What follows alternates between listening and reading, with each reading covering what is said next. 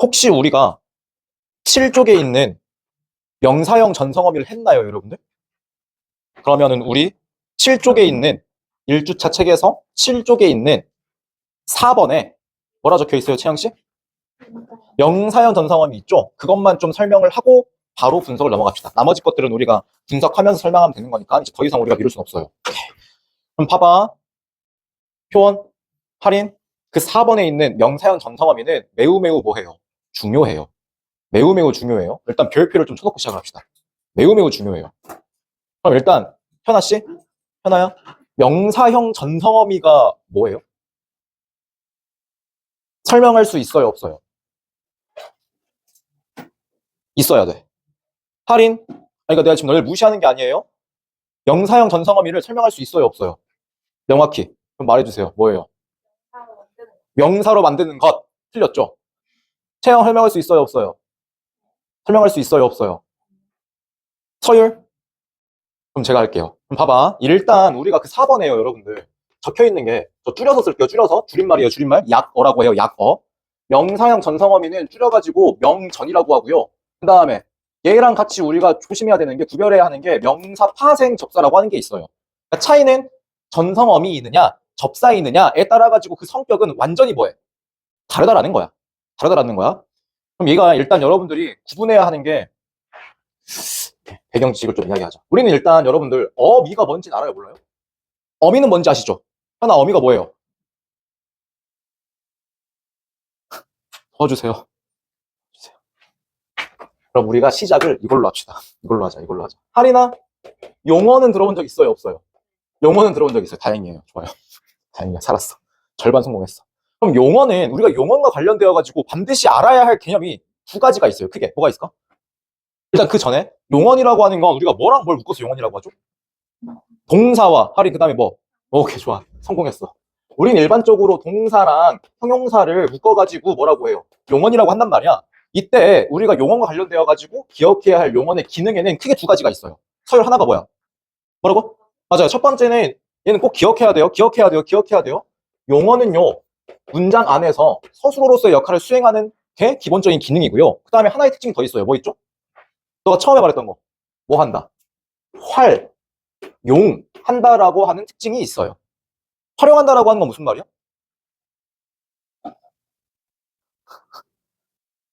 할 수 있어요.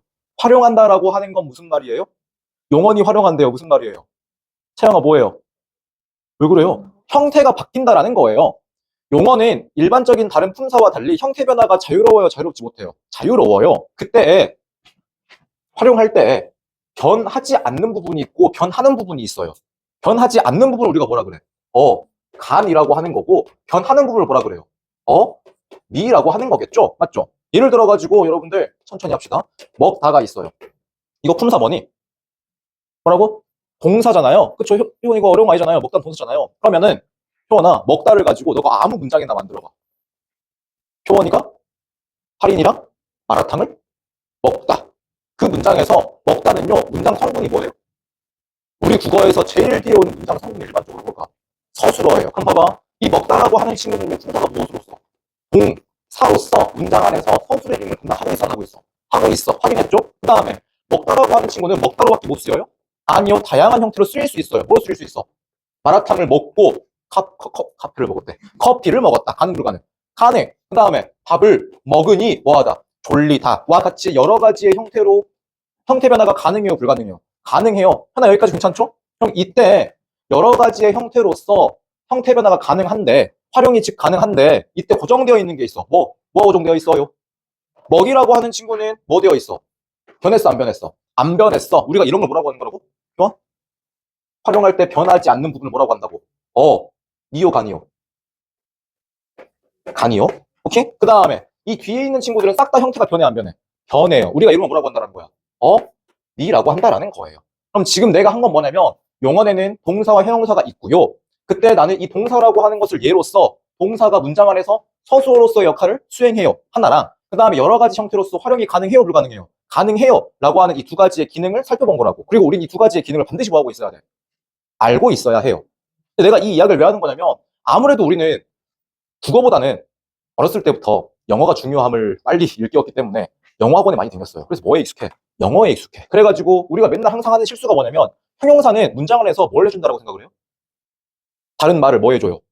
꾸며준다라고 한단 말이야. 그럼 돼, 안 돼? 안 된다라는 거야. 형용사의 가장 기본적인 기능은 뭐니까? 서술이니까. 무슨 말인지 아시겠어요? 그럼 봐봐. 이제 우리가 저 전성어미와 그 다음에 뭘? 접사를 구분해 보려고 해요. 무슨 말인지 아시겠나요? 이게 잘 돼야 돼. 내가 굳이 시간을 투자하는 데는 이유가 있겠죠. 여러분들 중요해요. 그럼 봐봐. 우리는 어쨌든 간에 이 어미라고 하는 친구랑 반드시 구별해야 하는 개념이 있다고요. 뭘 구별해야 돼요? 제가 뭐 할 거라고 했죠? 접사라고 하는 친구를 구별해야 한다라고 했어요. 맞죠? 지금 얘 마찬가지잖아. 우리는 이 명사형 전성어미랑 명사 파생 접사를 구별하기 위해서는 기본적으로 어미와 접사가 어떤 점에서 다른지 알아야 할 거란 말이야. 그럼 봐봐요. 잘 따라와봐요, 여러분들. 우리가 이거는 이미 1학기 때 배웠을 거예요. 우리 1학기 때 기말고사가 뭐였죠? 사동, 피동, 무슨 요소?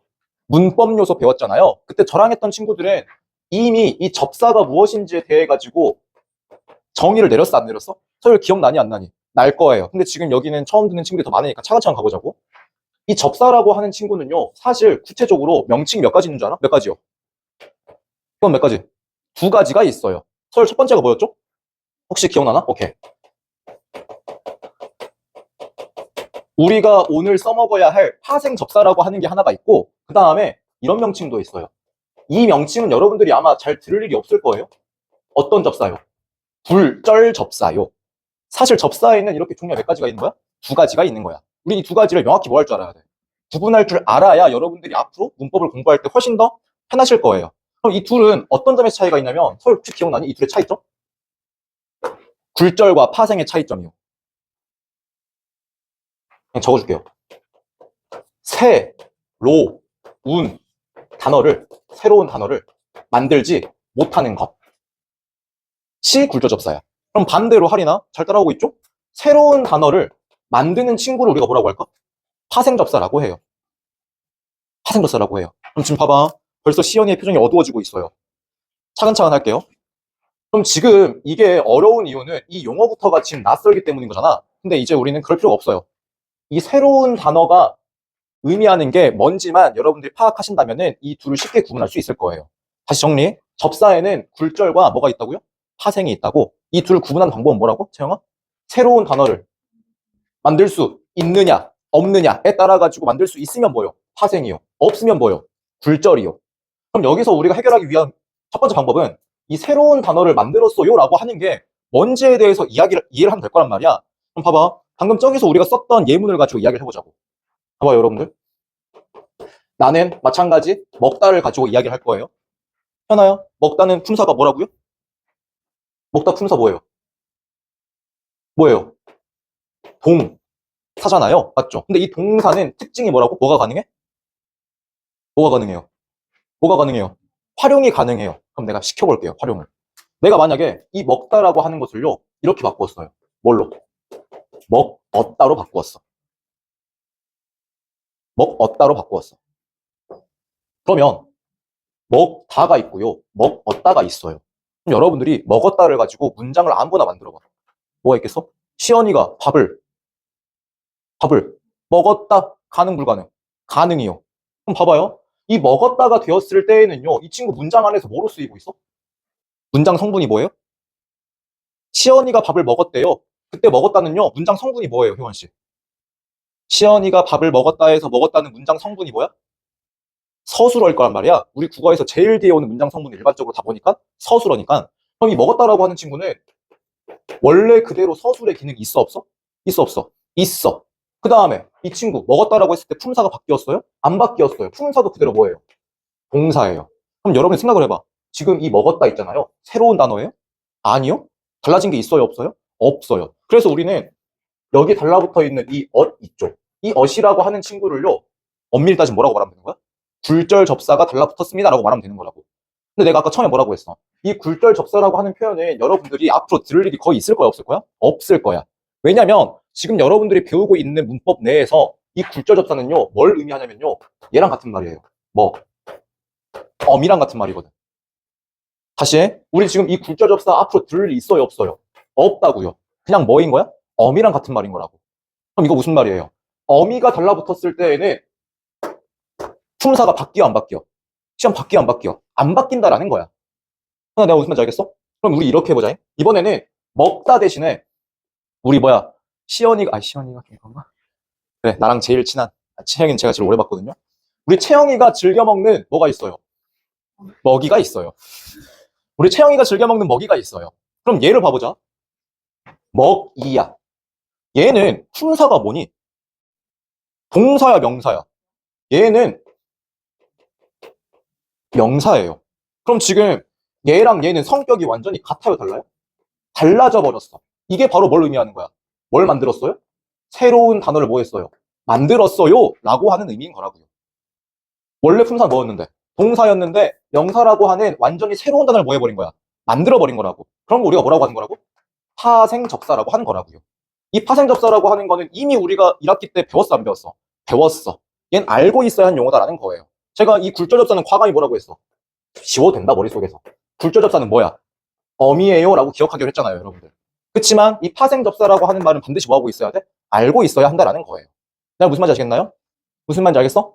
그래서 우리가 이 일반적으로 문법을 배울 때 학교에서 쓰는 용어가 뭐야? 학교에서 우리가 이 접사라고 하는 말을 써요, 안 써요? 배웠어, 안 배웠어? 배웠죠. 우리가 일반적으로 배우는 접사가 바로 무슨 접사인 거예요? 파생접사에 해당하는 거예요. 무슨 말인지 아시겠나요? 다시 정리. 우리 굴절접사 안 쓸 거예요. 이렇게 합시다. 어미랑 뭐가 있어요? 접사가 있어요. 이 둘의 차이점은 뭐라고요? 이 먹다라고 하는 단어를 통해 가지고 설명하면 되는 거잖아. 맞지? 먹다에 어미가 달라붙었어. 그때에는 품사의 변화가 있냐고 없냐고. 시험 있었어 없었어? 먹다랑 먹었다랑 똑같이 서술기능 동사인 거 차이 있어 없어? 없어. 이 둘은 완전히 같은 단어라고요. 새로운 단어가 만들어졌어 안 만들어졌어? 안 만들어졌어. 그러니까 이 어를 우리가 뭐라고 하는 거야? 미요. 그에 비해서 먹다에 다가 아니라 이번에 이가 붙었어. 그랬더니 품사가 완전히 뭐해져 버렸어? 달라져 버렸어. 그럼 이때 달라붙어 있는 이 이를 뭐라고 하는 거라고? 접사라고 하는 거라고. 무슨 말인지 아시겠어요? 그럼 이제 다시 넘어와서 우리가 처음에 뭘 이야기했어? 명사형, 전성, 어미랑 명사 파생, 접사의 차이점을 물어봤잖아요. 맞죠? 그럼 생각을 해봐. 이건 무슨 말인 거냐면 전성 어미야? 품사 바뀌어 안 바뀌어? 전성 어미야? 새로운 단어 만들어 안 만들어? 안 만들어. 그럼 이건 무슨 차이인 거야? 전성 어미는 그냥 잠시 뭐처럼? 잠깐 뭐처럼? 명사처럼 쓰이는 거야. 명사처럼 쓰이는 거라고. 그렇지만 품사 변화는 있어요, 없어요? 없어요. 근데 반대로 명사, 파생, 접사가 달라붙었어. 그럼 얘는 완전히 뭐가 되어버린 거야? 뭐가 되어버린 거예요? 품사가 뭐로 바뀌어버린 거야? 명사로 바뀌어버린 거라고요. 내가 무슨 말인지 알겠나? 이렇게 해보자. 하나만 더. 여러분들은 잘 때 대부분 뭘 꿔요? 꿈을 꾸잖아요. 꿈. 한번 봐보자. 효원 할 수 있어. 할 수 있다. 우리 할 수 있어. 내가 당연히 여러분들에게 물어볼 건 뭐겠어? 꿈과 또 뭐요? 꿈이요. 이 둘의 형태가 어떠해요? 형태가 어떠해? 형태 어떠해? 같아 달라? 여기도 꿈, 여기도 꿈이잖아. 형태가 어떠해요? 똑같아요. 그치만 품사는 어떠할까? 달라요. 보자. 얘든 현아야. 기본형은 뭐겠어? 꿈의 기본형은 뭐겠어요? 꾸다가 기본형일 거란 말이야. 맞지? 이때 꾸다의 어간 뭐에다가 꾸에다가 공통적으로 달라붙었어. 뭐가 달라붙었어? 미음이 달라붙었어요. 미음이 달라붙었어요. 그치만 이 각각의 미음은요 서로 성질이 같을까 다를까? 다르겠죠? 어떤 점에서 다를까요? 문장을 잘 파악해봐. 꿈을 우리가 좀 더 풀어봐요. 어떻게 풀 수 있죠? 꿈을 뭐하다? 꿈을 꿈이라고 하는 거는 꿈을 뭐하다라는 거야. 꿈을 꾸다로서 바꿀 수가 있어 없어? 현아 바꿀 수 있어 없어? 있어. 형 내가 무슨 말인지 알겠어? 근데 얘는 우리가 꾸다로서 바꿀 수가 있어요 없어요? 꾸다를 꾸다야? 하리나 꾸다를 꾸다야? 아니야. 얘는 돼요 안 돼요? 안 돼요. 그럼 이제 좀 알겠나? 얘는 이 앞에 쓰인 이 친구는요 서술의 기능이 유지가 되고 있어 안 되고 있어? 안 되고 있네요. 하리 무슨 말인지 알겠니? 용언의 원래 기능은 뭔데? 서술이어야 하는데 지금 여기서의 꿈은요 서술의 기능이 있냐고 없냐고? 없다고. 그럼 완전히 뭐가 되어버린 거야? 원래 기존의 단어야 새로운 단어가 되어버린 거야? 새로운 단어가 되어버린 거라고요. 따라서 미음, 형태는 똑같지만 여기서의 미음은 질문이요? 명전이에요, 명접이에요? 전이야, 접이야? 또한 너가 해보자. 명전이야, 접이야? 다시 여기서의 꿈은 서술성이 사라져버렸다라고 했어. 원래 서술성이 있어야 하는 친구인데 그럼 새로운 단어가 만들어졌다라는 거야. 맞죠? 그럼 여기서의 미음은 이 앞에 오는 이 미음은 명전이야, 명접이야? 자신감을 가져요. 그치? 접이 되는 거겠죠. 그렇지만 여기 뒤에 달라붙어 있는 미음은요. 서술성이 그대로 있어요, 없어요? 있어요. 하나, 그럼 여기 달라붙어 있는 이 미음은요. 명전이에요, 명접이에요? 서술성이 그대로 유지되고 있네? 서술성이 그대로 유지되고 있네? 새로운 단어가 만들어진 게 아니네? 어미겠네? 그럼 다시 명전이야, 명접이야? 명전이 되는 거겠죠. 무슨 말인지 아시겠나요? 그럼 내가 이걸 괜히 한 게 아니에요. 지금 어렵잖아.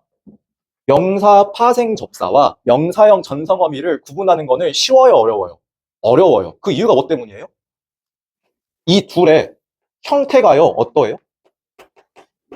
형태가 같아요, 달라요? 같기 때문에 현대국어에서는 얘가 명사 파생 접사인지 명사형 전성어민지를 파악하는 게 쉬워, 어려워? 어렵단 말이야. 그치만 우리 지금 뭐 하고 있어요? 무슨 국어? 중세국어 하고 있죠? 형태가 같아요 라고 하는 건 어떤 국어의 특징이요? 현대국어요. 얘는 현대국어의 특징이라고. 근데 그에 비해서 누구는 어떤 국어는 세 국어는요 어떠해요? 형태가 같지 않아요. 같지 않아요. 귀찮으니까 형태가 같지 않아요. 그럼 여러분들 이제 아시겠죠? 얘는 현대와 중세의 공통점이야, 차이점이야? 오케이. 이 두 친구는 현대 국어와 중세 국어의 무슨 점이에요? 차이점이에요. 얘 중요해요, 안 중요해요? 중요해, 안 중요해? 중요해요. 질더비였어. 중요해요.